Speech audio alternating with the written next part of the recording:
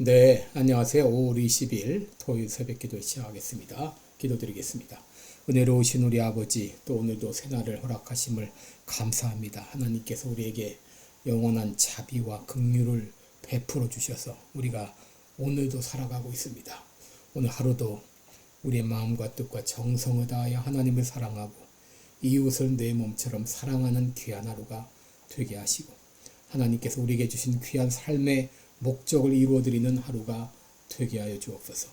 오늘도 병상에서 고생하고 있는 사랑하는 성도들 긍휼을 베풀어 주옵소서. 수많은 질환으로 어려움 가운데 있습니다. 고통 가운데 있습니다. 아버지 긍휼을 베풀어 주시고 주의 능력의 손으로 친히 어루만져 주시사 깨끗이 나음을 얻게 하여 주옵소서. 아버지, 내일은 또 주일입니다. 기쁨으로 주님 앞에 나가 예배드리는 귀한 하루가 되게 하여 주옵소서. 감사드리며 예수님의 이름으로 기도드리옵나이다. 아멘.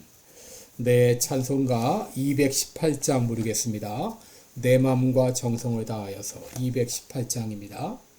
예전 찬송가는 369장입니다.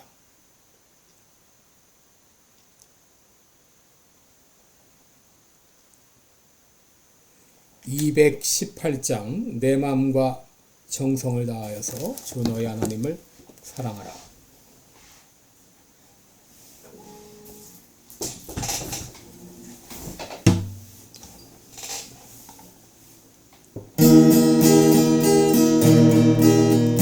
내 맘과 정성을 다하여서 주 너의 하나님을 사랑하라.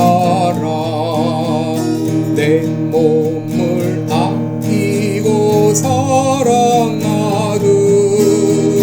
형제와 이웃을 사랑하라. 주께서 우리에게 명하시니 그 명령 따라서 살아가리. 널리고 배치는 원수라도 언제나 너그럽게 사랑하라. 넓이 바 아는 자 위에서도 서인실한 마음으로 복을 빌라. 주께서 우리에게 명하시니 그 명령 따라서 살아가리. 나 항상 주님을 멀리하고 형제를 사랑하지 못하였다. 이러한 죄인을 사랑하사 주께서 못 버려 주셨다. 속죄의 큰 사랑 받으리 모 새 생명 다 바쳐 충성하리.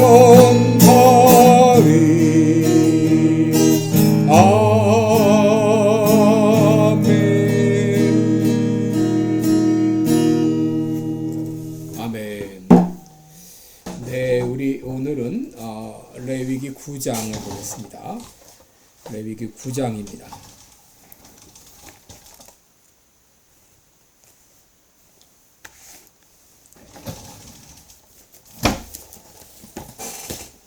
레위기 9장 1절로 14절까지 제가 봉독해 드립니다. 제8일에 모세가 아론과 그 아들들과 이스라엘 장로들을 불러다가 아론에게 이르되 흠없는 송아지를 속죄제를 위하여 취하고 흠없는 수양을 번제를 위하여 취하여 여호와 앞에 드리고 이스라엘 자손에게 고하여 이르기를 너희는 수염소를 속죄제를 위하여 취하고 또 송아지와 어린 양의 1년 되고 흠없는 것을 번제로 위하여 취하고 또 화목제를 위하여 여호와 앞에 드릴 수소와 수양을 취하고 또 기름 섞은 소제물을 가져오라 하라. 오늘 여호와께서 너에게 나타나실 것임이니라 하매 그들이 모세에 명한 모든 것을 회막 앞으로 가져오고 온 회중이 나와 여호와 앞에 선지라. 모세가 가로되 이는 여호와께서 너희에게 하라고 명하신 것이니 여호와의 영광이 너에게 나타나리라. 그가 또 아론에게 이르되 너는 단에 나아가 내 속죄제와 내 번제를 드려서 너를 위하여 백성을 위하여 속하고 또 백성의 예물을 드려서 그들을 위하여 속하되 무릇 여호와의 명하신 대로 하라. 이에 아론이 단에 나아가 자기를 위한 속죄제 송아지를 잡으매 아론의 아들들이 그 피를 아론에게 받들어 주니 아론이 손가락으로 그 피를 찍어 단 뿔들에 바르고 그 피는 단 밑에 쏟고 그 속죄제 희생의 기름과 콩팥과 간 거풀을 단 위에 불사르니 여호와께서 모세에게 명하심과 같았고 그 고기와 가죽은 진 밖에서 불사르니라. 아론이 또 번제 희생을 잡음에 아론의 아들들이 그 피를 그에게로 가져오니 그가 그 피를 단 주위에 뿌리고 그들이 또 번제 희생 곧 그 각과 머리를 그에게로 가져오매 그가 단 위에 불사르고 또 내장과 정갱이는 씻어서 단 위 번제물 위에 불사르니라. 아멘. 네, 오늘 14절까지 봉독했습니다. 오늘은 기쁨의 예배를 드리려면 이런 제목으로 함께 말씀을 나누겠습니다. 여러분, 그리스도인들에게 있어서 예배는 생명과 같은 것이죠. 만약에 누군가 우리로 하여금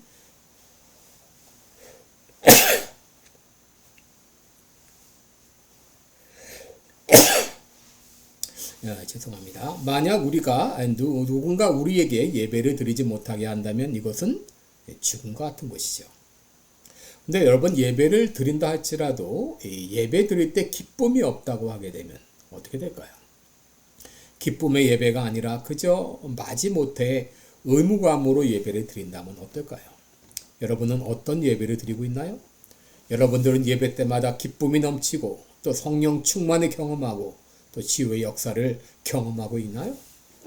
오늘 우리가 읽은 레위기 9장은 위임식을 가진 후에 아론과 제사장들이 첫 제사를 집행하는 그런 내용입니다. 그래서 여기 보게 되면 이제 14절까지는 자신을 위해 아론과 그 제사장들이 자신을 위해 드리는 제사가 기록되어 있고 15절부터 21절까지는 백성들을 위한 제사의 내용이 기록되어 있고 22절 이하에는 제사를 드렸을 때 그들에게 어떤 결과가 있었는지를 우리에게 보여주고 있습니다. 여러분, 제사를 드리려면 제사의 집행자가 있어야 되죠. 하나님께서는 아론을 대제사장으로 그리고 아론의 자손들을 성전에서 일할 수 있는 이런 놀라운 특권을 주셨습니다. 여러분, 이것은 실로 하나님의 은혜가 아닐 수가 없습니다. 여러분, 아론은 어느 지파죠? 아론은 레위 지파입니다. 야곱이 죽기 전에 그의 아들들을 축복할 때 시므온과 레위에 대해서 그들의 칼은 잔해하는 기계로다. 내 호나 그들의 모의에 참여하지 말지어다. 내 영광아 그들의 집회에 참여하지 말지어다 하면서 저주를 받았던 그런 지파였습니다.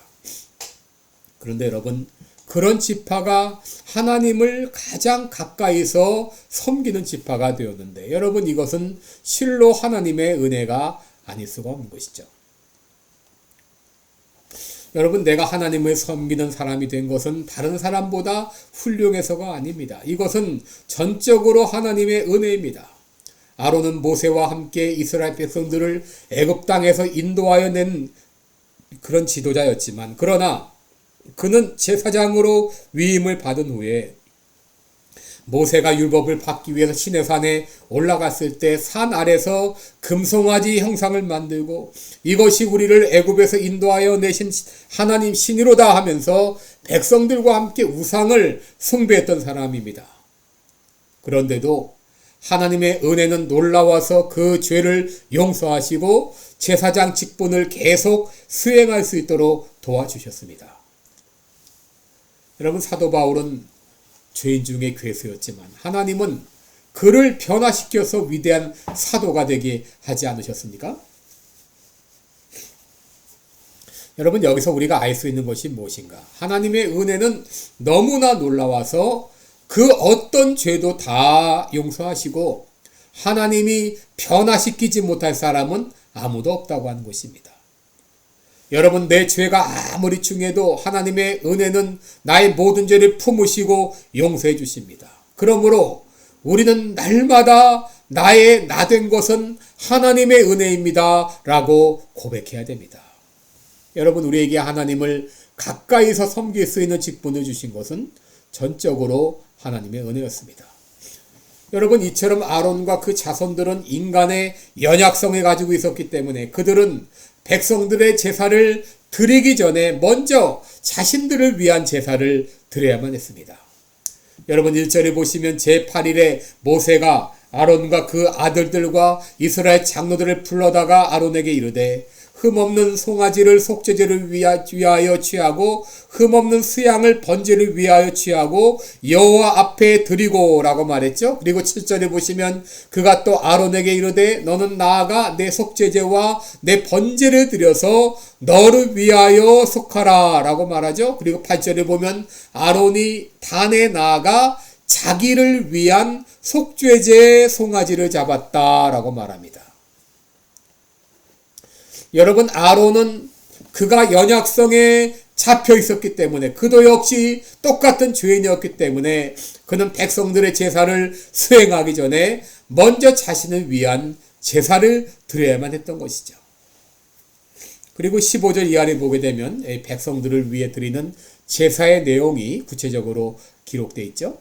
여러분, 이렇게 구체적으로 기록된 것은 앞으로 드려지는 제사가 하나님의 명령 그대로 이루어지게 하기 위함이었죠. 그래서 하나님께서는 제사를 드리는 방법을 구체적으로 하나하나 기록해 놓은 것이죠.